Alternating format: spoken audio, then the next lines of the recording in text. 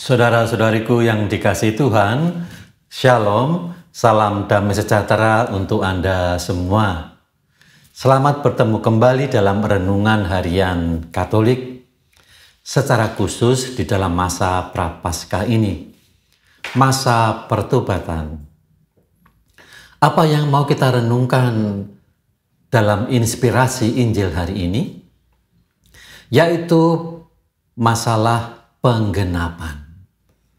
Selalu lebih baik karena adanya sebuah penggenapan, bukan karena sebuah pencelaan. Injil hari ini kita ambil dari Injil Matius bab 5 ayat 17 sampai dengan 19. Intisarinya dari Injil Matius bab 5 ayat 17 sampai dengan 19 adalah pernyataan Yesus tentang penggenapan hukum Taurat dan para nabi. Ia berkata bahwa ia datang bukan untuk meniadakan hukum Taurat, tetapi untuk menggenapinya. Menekankan pentingnya ketaatan pada hukum Allah, jelas tadi dikatakan dalam ungkapan Yesus, ia tidak mau meniadakan. Dia tidak mengkritik hukum Taurat. Dia tidak menghilangkan satu titik pun dalam hukum Taurat. Penghormatan itu menjadi sangat penting, maka dia berkata, barang siapa meniadakan satu perintah Taurat, sekalipun yang paling kecil, dan mengajarkannya demikian, ia akan menduduki tempat paling rendah dalam kerajaan surga. Apa yang sudah dibangun oleh para pendahulu harus sungguh kita hormati. Kalau ada sesuatu yang kurang, ya mari kita genapi. Kira-kira kalau kita mau membangun relevansi Injil hari ini, kalimatnya demikian. Sesederhana itu. Namun demikian, yang sederhana itu kadang-kadang justru menjadi sebuah inspirasi besar. Gereja harus selalu menyempurnakan dirinya ketika ada sesuatu yang kurang dalam dirinya. Penggenapan itulah yang dilakukan dalam Konsili Vatikan kedua tahun 62 sampai tahun 65. Gereja berjuang untuk menggenapi apa yang kurang di dalam diri gereja.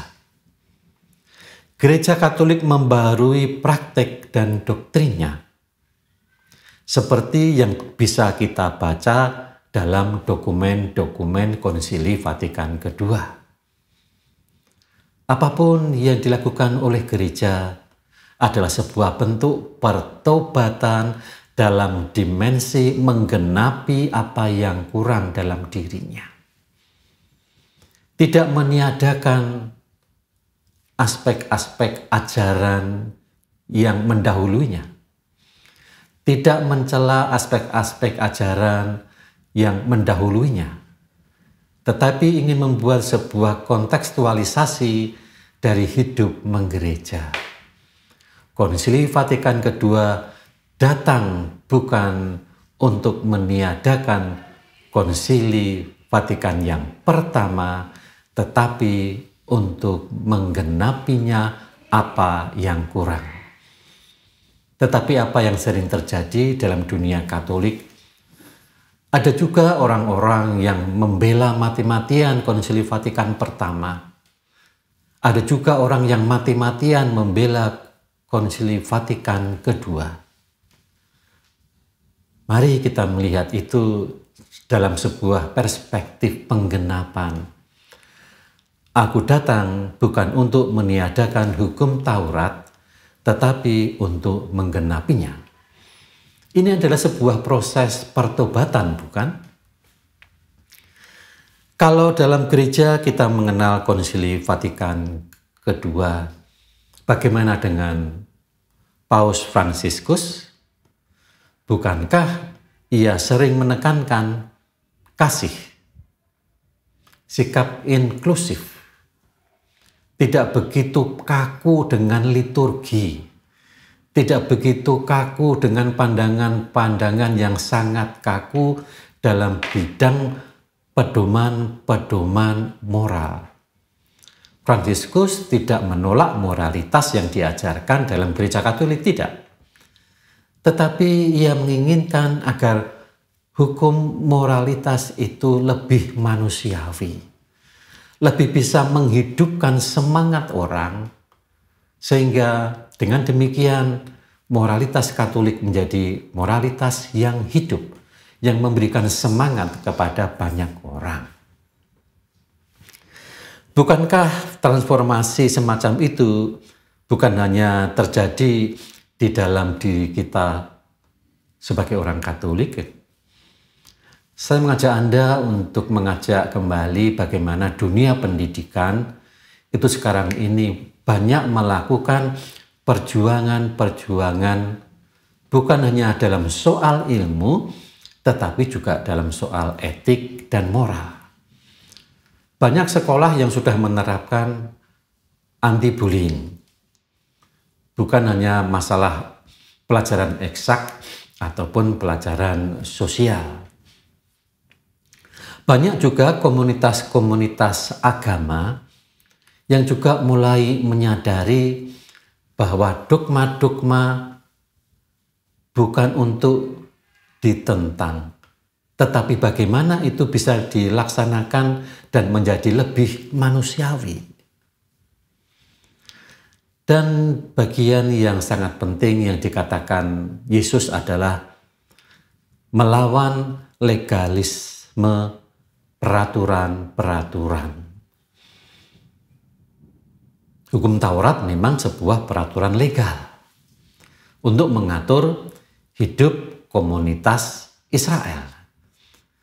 Tetapi apakah itu harus dilakukan sesuai persis apa yang dituntun dan tidak ada pembaharuan? Maka Yesus mengajak kita untuk melihat kembali bagaimana dunia sekarang ini harus ditinjau supaya lebih manusiawi. Saya mengambil contoh yang paling sering adalah perdebatan tentang hukuman mati. Apakah mata harus ganti mata?